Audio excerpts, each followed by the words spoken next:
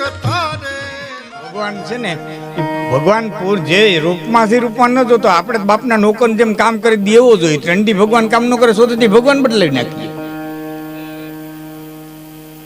ત્રણથી કામ ન કરે સોથી ભગવાન બદલાવી નાખીએ. આપણે તો ભગવાને એવો જોઈએ છે કે જે આપણે કામ કરી દઈએ.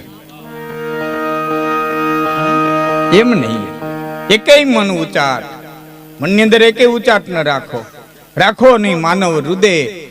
કારણ કે વહીમી સઘળી વાટ, આ તો સવડી કરશે સાંભળો. જીવનની જેટલા પ્રકારની વહીમી વાટું છે એ બધી વાટોને સવડી કરવા વાળો એક દ્વારકાની માલિક બેઠો છે, એક દ્વારકાધીશ બેઠો છે, કાળિયો ઠાકર બેઠો છે. એના ઉપર તમે પૂર્ણ શ્રદ્ધા રાખો. એ કાળિયા ઠાકરના પટરાણી એટલે અમનાદી, એના 8 રાણીઓ. આમ તો ગીતાની અંદર બોલ્યા ભૂમિ આપો અનલો વાયુ ખમ મનોબુદ્ધિ વચ્ચે અહંકાર ઇતિહાસતા મામ પ્રકૃતિ. આ મારી 8 પ્રકારની પ્રકૃતિ, આ મારી 8 પટરાણી.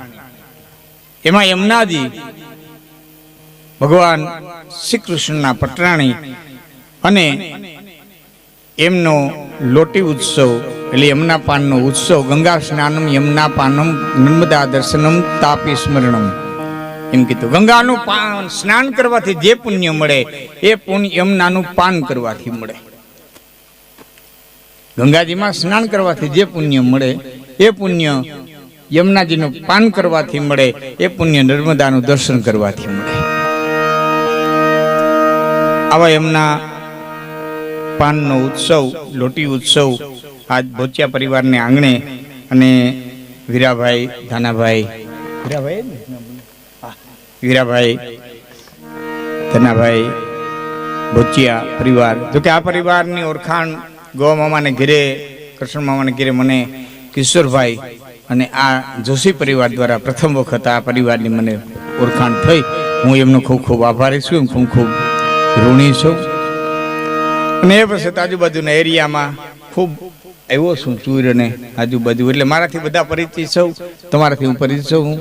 લખણ મામાએ સુંદર ગુણપતિ વંદના કરી અને હવે તો જેમ દુઆ ખોવાતા જાય, વાર્તાઓ ખોવાતી જાય, એમ ભજન ખોવાતા જતા.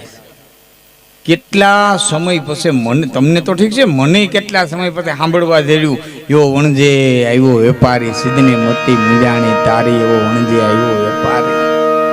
અમને સાંભળવા ન જડતા, બીજું તો ઠીક. બહુ સુંદર સંતવાણી કરી એવા રેખાબેન આહિર આપની સમક્ષ ભજન ગઝલ લોકગીત સંતવાણી રજૂ કરશે. મારે જે કઈ સાહિત્ય તમારી સામે રજૂ કરવું છે બોલું, પણ એક તો આજ તો આનંદના પ્રસંગે ફેરા થયા છે. દીકરાઓના નામ માંડ્યા. હા, બારોટનો ચોપડો છે ને, એક બીજું ભાગવત જ છે. અને હાચવી રાખજો. તમારા જજમાન આવતા હોય, માફ કરજો, તમારા દહુંદી આવતા હોય, મને ખબર નથી ભોચિયા પરિવારના દહુંદી કોણ હોય, પણ દાખલા તરીકે હું છું તો મારા યજમાનો છે 4 છે: બારોડ, સોલંકી, રામ અને બાકો. યજમાન વૃત્તિ કરતા નથી બહુ. એક ખુતારિયા જાઉં છું, આજ 40 વર્ષ થયા, અને કોઈરાણે સોલંકી દાયરામાં જાઉં છું. પણ આવતા હોય ને તો સાચવી રાખજો, કારણ કે ઘણી જ્ઞાતિઓ આજે પોતાના ઇતિહાસ ગોતે છે, પણ નથી સાચવા. એટલે નથી ઇતિહાસને સાચવનારા નથી સાચવા. એ બિસાડા બીજે ધંધે સડી ગયા, એટલે એના ઇતિહાસ વિખાઈ ગયા. જે લાખો રૂપિયા આપવા તૈયાર છે કે તમે જેમ બીજાની વાતો કરો અમારી હું કરો, પણ નથી એનું હચવાણું ગોતે છે. એમ જો નહીં સાચવો તો તમારી એક દી ગોતવા નીકળવું પડશે. એટલે હું જાહેરમાં ઘણી વખત કહું, કદાચ ને કમ આમાંથી કઈ તમે કાંઈ લ્યો, સાંભળો ન સાંભળો, એમાં ખોટ અમને નથી, ખોટ તમને છે. કુંભાર ધૂળખાંડમાં ધૂળ ખોદતો હતો ને હીરો જેડો ગધેડાને ડોકે બાંધ્યો લઈને આવેલો આવે, એમાં ઝવેરી સામો જેડો ધ્યાન પડ્યું ને 1 લાખનો હીરો. અરે હાય હાય હાય હાય, ગધેડાને ડોકે બાંધ્યો. એ પ્રજાપતિ શું બાંધ્યો? કે મોતી જીડ્યું તું ખોદતો બાંધ્યો. વેચવું? હા. કેટલામાં દેવું? 100 રૂપિયામાં. હવે આના 100 રૂપિયા થોડા આવે, પછી રૂપિયા દઈ દઉં. 100 રૂપિયા 50 દઈ દઉં, 75 દઈ દઉં, 99 નહીં, 100 રૂપિયા પૂરા. ઝવેરી આમ ગયો, કુંભાર આમ ગયો, બીજો ઝવેરી સામો જડ્યો. હું બાંધ્યું ગધેડાને ડોકે, મોતી બાંધ્યું. વેચવું છે? હા. કેટલામાં દેવું? એ ઓલો 75 કહીને ગયો. જો આયલો જાય, જો આયલો જાય. 100 રૂપિયા પૂરા, 99 નહીં. તું જા. એ ઝવેરીએ 100 રૂપિયા ગણી દીધા, લાખનો હીરો લઈ લીધો.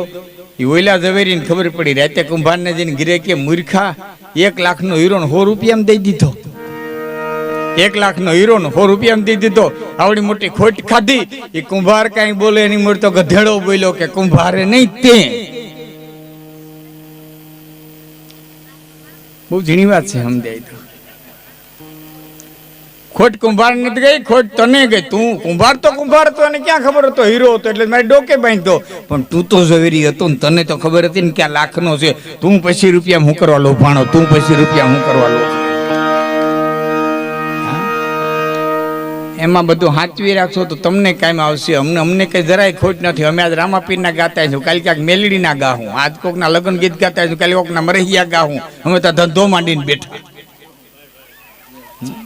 રાખશો તો તમારું હચવા. આ બેનું એ લગ્ન ગીત કાઢ નહીં, ગાવાના કર્યા બંધ, ત્યાં ભાડે ગાવાવાળા બોલાવવા પડે. એક કોઈ સ્ટેજ કરી દીધું હોય, ત્યાં બેઠા બેઠા ગાતા હોય. એમાં ઘણી બાયું લગ્ન ગીત ગાવા આવે, એમાં ઘણા છૂટાછેડા થઈ ગયા હોય, ઈ આવે. અને પાછી બેઠી બેઠી ગાતી હોય, બેન બાડાયા થઈ રે જો, પણ તે તું રહી ગયો તો.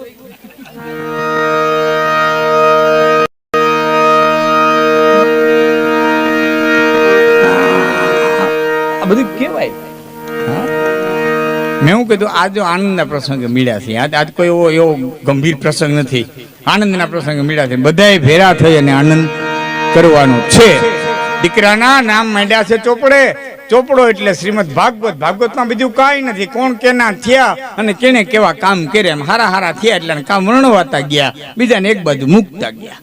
અત્રીનો ચંદ્રનો પૂર્વાણ, નહુસનો હયાતીનો યદુના એનાથી યદુ વંશ, એમાં સુરસેન, એમાં વસુદેવ, એમાં કૃષ્ણ, બધા એના જઈને હારા કામ કર્યા, મોટા વર્ણન કર્યા, બીજાને મૂકી દેતા ગયા. આ પણ ચોપડો છે.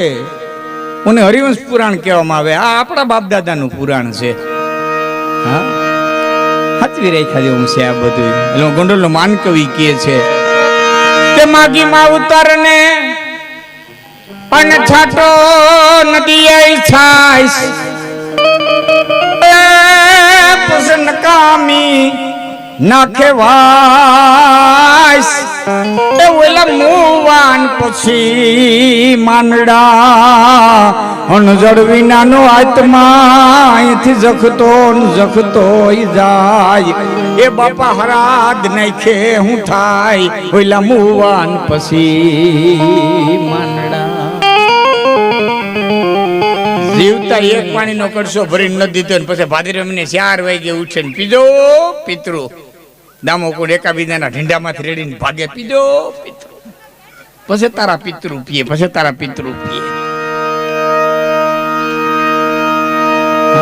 આ બધું જીવતા કરી લીધા જેવું છે. હા, આ તમે જે કાંઈ દેહો એ ગૌશાળા માટે, સત્કાર્ય માટે એ બધું વપરાવાનું છે. ખરતતા ખૂટી જશે એ તો મૂર્ખ મનનો વે. મૂર્ખો બેઠો વિચાર કરે કે હાય ખરે તો ખૂટી જાય, હાય આપે તો ખૂટી જાય, હાય બેન દીકરીને દે તો ખૂટી જાય. ખરતતા ખૂટી જશે એ તો મૂર્ખ મનનો વેમ. બાકી દાતા કે મારે દેવું ઘટે, આ બધું કાલ હશે કે કેમ? આ તો બધું આજ છે, કાલ હોય કે ન હોય. બીજી વાત, બેન દીકરી ભાણેદરા. હા, યાદ રાખો, તમારા ઘરે બેન દીકરી આવે, ભાણેદરા આવે, સાધુ આવે, બ્રાહ્મણ આવે, ચારણ આવે, બારોટ આવે, આંગણે કોઈ માગવા વાળું આવે, અતિથિ આવે, સંતજન આવે, ગુરુજન આવે, ઘોડા પંખીડા આવે, ગાય આવે, તો માનજો તમારા તડતા દિવસના ઈંધાણ છે. આજે દી આવતા બંધ થઈ જાય તેથી માનું પડતીના ઈંધાણ છે. કાલ કાહુ ન દંડ લઈ મારા, હરઈ બલ બુદ્ધિ બચન બિચારા. સમય કોઈને દંડ લઈને મારવા નથી આવતો, પણ આપણે આંગણે આપણા ભાણેદડા આવતા બંધ થાય ને તેથી માનવું છે કે હવે મારો સૂર્યનારાયણ આત્મામાં હોય તો. આ બધા કાળના ઈંધાણ છે. એમ ઈશ્વરે દીધું હોય તો બેનું દીકરીને ભાણેદડા, હા પેલા તમે વેલસેટ થઈ જાય. વધારે ઈશ્વર દીધું હોય કુટુંબને વેલસેટ કરજો. એથી બેનું દીકરીઓ ભાણેદા આ બધું થાય ને પછી ઝાપે ઝાલકું નાખવા દેજો. ત્યાં સુધી તો જવું જ નહીં. હા, પેલા પગથિયા જે છે જોઈ લેજો, બેન દીકરીની તકલીફ નથી ને, ભાણેજલાની તકલીફ નથી ને. હા, હમણાં છેલ્લા 2-3 વખત હું એક વાત લઈને નીકળ્યો છું. એમાં ભીખુમામાં બેઠા છે ને ખ્યાલ છે, હમણાં તો ભીખુમામાં અમે બધા વાહો જ હતા. એ મંડળે આખું આગળ ક્યાંય પણ મૂર્તિ પ્રતિષ્ઠા હોય કે ઓયલું હોય એટલે મૂળ મામા ભીખુ મામા એ દાયરો બધો રાજકીય વ્યક્તિઓ ટૂંકમાં, અને એની વાહે અમે વગાડવા વાળા ના બધા ભેરા હતા. હમણાં થોડાક દી એક ધારે છે.